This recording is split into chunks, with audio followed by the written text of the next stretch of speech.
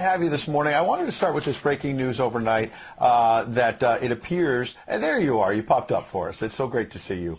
The Daily Mail has a very interesting story that's saying that Vladimir Putin essentially may be running out of bullets, that he might have a week and a half, 2 weeks max. He's losing warplanes, tanks, all the rest of it. He obviously went into this thinking he was going to bulldoze his way through Ukraine. He's obviously caused a lot of destruction. Don't want to minimize the fact there's over 2 million refugees. But this has not gone as well as Vladimir Putin expected. I don't buy it for a second, Ed, I'll be honest with you. I really think that there's so much misinformation. We've never really seen anything like it. I mean, I've been covering wars now for 35 years, and I have never seen people with their nails done in the Ukrainian flag, right? I mean, we're being corralled into this box where we either have to hate Vladimir Putin and believe everything evil that's said about him and love Ukraine, and there's no in between. And that reminds me a lot of you're either, a white supremacist, or you go with the Democrat narrative on everything under the sun. So Vladimir Putin knew exactly what he was doing when he went into Ukraine. The Russian military isn't perfect. They, for example, I've spoken to multiple defense specialists and intelligence specialists from a Defense Intelligence Agency who've studied the Russian military for years. They do have a difficulty mounting complex air operations because they do very little training hours in comparison to, for example, the United States air assets, right, our fighter jet pilots. But Russia is not struggling. What Russia has done from the very beginning has been very strategic. They didn't go straight to Kiev.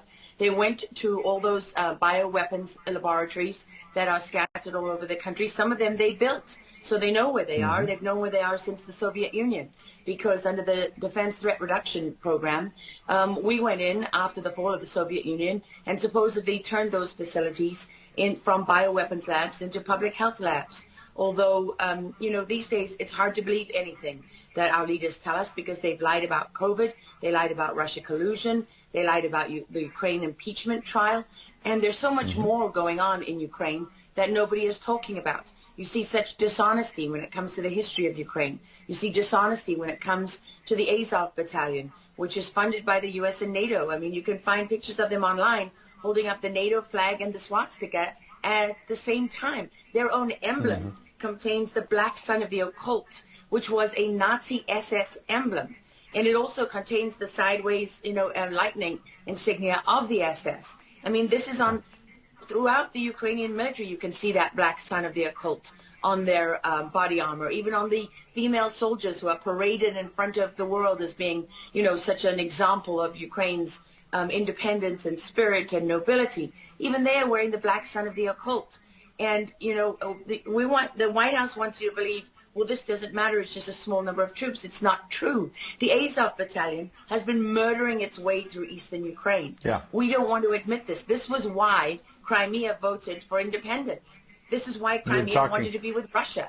Because we in the media, in the Western media and in the West, won't acknowledge the reality of what's gone on. Western Ukraine backed the Nazis. It was a headquarters for the Nazi SS. The CIA under Alan Dulles actually gave immunity from prosecution to the Nazis of Ukraine from the Nuremberg trials. So there's a long history of the United States and our intelligence agencies funding and arming Nazis in Ukraine. These are not like new neo-Nazi groups that sprung up. These are the actual Nazis from the Second World War, who, if you go back to the Nuremberg trials, said that they were planning for a 1,000-year Reich. And so you have to really wonder, as you look at this, when you know that the CIA sponsored the color revolution in Ukraine in 2013 and 14, that they selected Ukraine's leaders, go to Victoria Nuland's leaked phone conversation where she and the U.S. ambassador are deciding who can lead Ukraine. I mean, there's as much interference here as you could possibly imagine before you even get to Hunter Biden, Nancy Pelosi, John Kerry, and Mitt Romney, and all of their children who are employed, who earn millions from Ukrainian gas companies. Yeah, you are pointing, pardon me, to a real credibility crisis for our leaders. I want to let Karen Turk jump in. Yeah, I wanted to bring up the fact that President Zelensky is Jewish, and I don't know exactly how this factors in, but there's some very interesting points in what you're saying. And looking at this, you could think it's political theatrics. You made a very good point at the beginning that you think that Putin is in control. And I actually want to play something that Jen Psaki said, because it seems that the White House is actually echoing that sentiment. Watch this. Well, the end game is really a question for President Putin. We have completely crushed his economy. We have provided military assistance, humanitarian assistance to the Ukrainians, enabling them to fight back for far longer than the Russian leadership anticipated. And again, he has to determine what the path forward looks like for him. Thanks, everyone. He's determining what this looks like, and I think that's a lot of what you said, Laura. I'd love to get your thoughts on that, what you just watched. What troubles me about the moment that we're in is that we have such a selective and a narrow reading of history.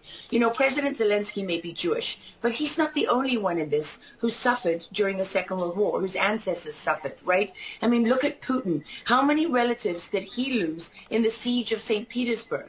People don't know their history. They don't know what made Vladimir Putin. And I'm not I'm not defending him. I don't need to defend Vladimir Putin. My job as a journalist is to try to understand what is the truth here. I don't like being lied to.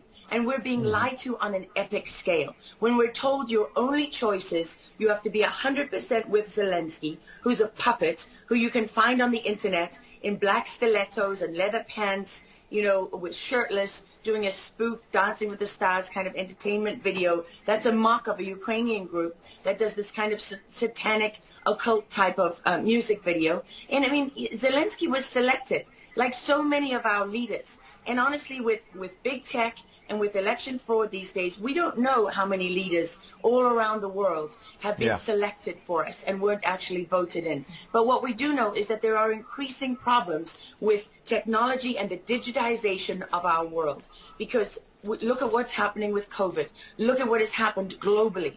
We are fighting the same battles all over the world. To pretend that this war is about Russia and Ukraine is just a barefaced lie.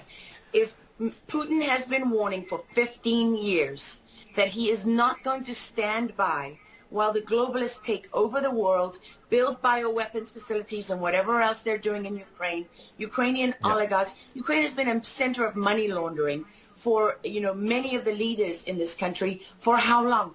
Billions of US dollars have been laundered through Ukraine, and we say nothing about it. These are our tax dollars. I mean, before the impeachment trial, had you ever heard of anyone in the United States, us bringing in foreign governments to the White House for anti-corruption training? I mean, does nobody question these things? Why do we not question them? We have an idiot like Lieutenant Colonel Vindman who goes at the impeachment trial and sits there as a lieutenant colonel. He didn't even make colonel. And he's telling the President of the United States what his policy should be. You have a traitor in the form of Maria Yovanovitch, who was Obama's ambassador, who's telling Ukrainian government officials, don't listen to the will of the American people. Don't listen to the election results. We are the true leaders of America.